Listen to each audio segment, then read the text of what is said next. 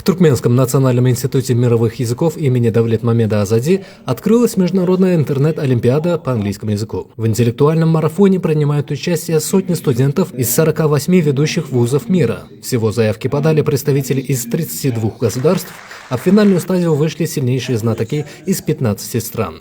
Торжественная церемония проходит в гибридном формате. Местные участники собрались в актовом зале института в Ашхабаде, а их зарубежные коллеги подключились к дискуссиям по видеосвязи. В течение 2 дней конкурсантам предстоит продемонстрировать не только безупречное владение грамматикой, но и умение применять теорию на практике, решая сложные лингвистические задачи. Участие в Олимпиаде позволяет не только проверить уровень английского.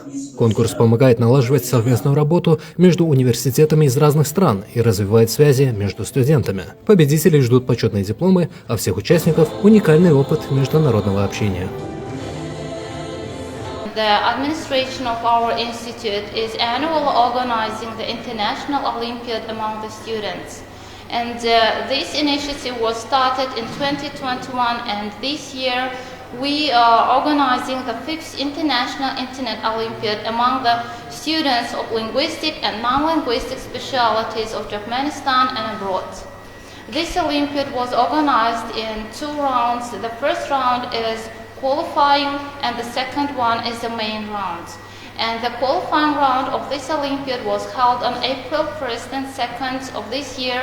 More than 1,500 students from more than 250 universities of 32 countries took part in this qualifying round, and this amount of students show great dedication and great interest of the students, of the youth worldwide to this Olympiad.